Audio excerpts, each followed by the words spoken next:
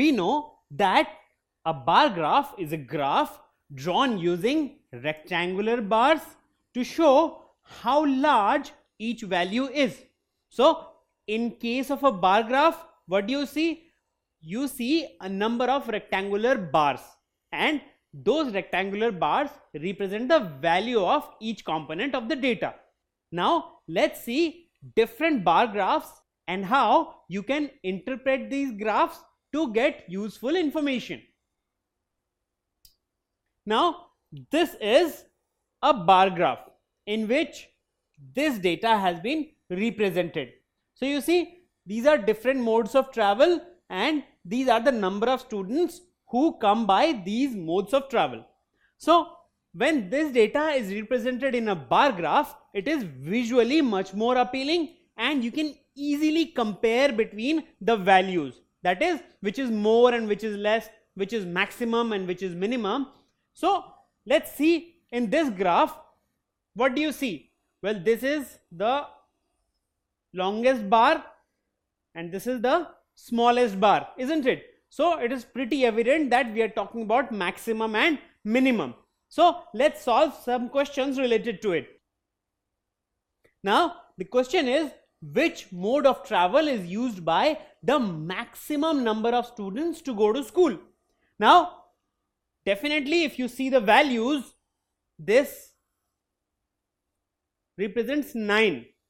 So definitely this is the maximum, but you don't even have to look at the other values and compare that 9 is greater or smaller than other number or not. You simply need to see that this is the longest bar in the data. So definitely this is maximum, and this represents what? This represents car.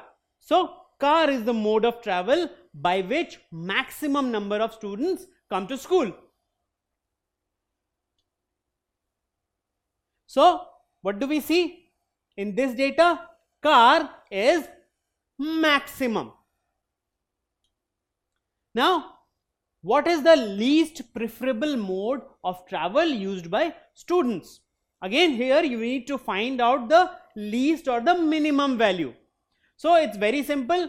If you have these bars, then the least data or the minimum will have the least height, isn't it? So in these, the least height is for train, which represents a value of 1, which means that only one student comes by train, and train is the least preferable mode of travel used by students. So in this data,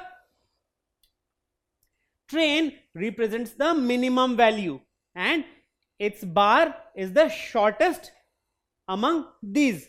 So it's very evident by simply seeing the height of the bar and comparing height of the bar with other bars, you would know whether it is more or less than the other values. So it is much simpler to compare among the data and see which is minimum, which is maximum, which is more, which is less, just by looking at the graphical representation of this. So just by visually seeing this data, you will be able to identify which is maximum, which is minimum, and so on.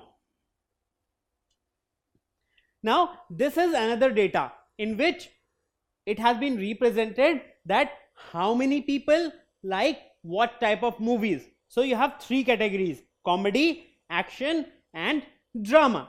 Now what do you see? Well, you see that most people like comedy. Why do we say that? Because comedy has the longest bar. So this is the maximum value, which is 8, isn't it? While if you look at drama, well, this is the minimum value. So least number of people prefer drama. So drama is another type of movie which is least liked by people from whom this data has been collected. So if you compare, it's very easy to understand. This is the minimum value, this is the maximum value, and it is so easy because it has been represented using a bar graph. So usually representing choices of people is much easier when you are showing a bar graph, that is how many people like what. So comparing this, that who likes most a particular category, who likes a particular category least, all these things are much better represented using a bar graph. Now this is another data in front of us. Now this shows how many pets of different species John has. So for example, we have rabbit, dog, cat, goldfish and hamster. Now this data represents the number of rabbits, number of dogs, number of cats, number of goldfish and number of hamster John has. Now again, here the comparison is much easier in this case. So you can clearly identify that this category represents the maximum number. The longest bar, which is cat. So he has most number of cats, that is 10. Now what about the least? Well, from the graph we can easily identify that this is the least value. That is, he has least number of rabbits. That is 4 of them. Now question is, which is more in number, dog or goldfish? So here the comparison between dog and goldfish. So you know that the maximum value is this and minimum value is this. But even when you want to compare between two intermediate values, that is this and this, even then it's much easier. So you are comparing between this and this. So which is higher? This is higher, isn't it? So definitely number of dogs are more than number of goldfish. Very easy to compare. Even without looking at the values, you were able to say that dogs are more in comparison to goldfish, just because this data has been represented visually using bar graphs. So you see, bar graph is very advantageous in this particular scenario. When you want to compare maximum, minimum, or which is more, which is less, then bar graph can be very, very helpful.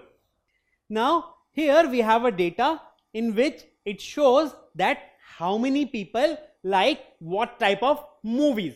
Now in this data you have comedy, action and drama, and this side represents the number of people who like each category. So can you tell me which is the most liked category among the three and which is the least liked? Well, using a bar graph it's much easy. So try to find out which is the most liked category and which is the least liked category among the three. Well, since it is a bar graph, it's very easy. What do you need to do is, you need to find out which is the tallest bar among the three.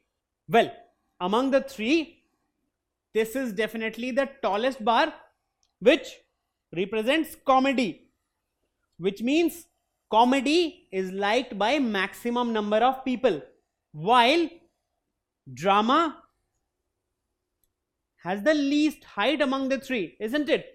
So definitely drama is liked by least number of people in this particular data.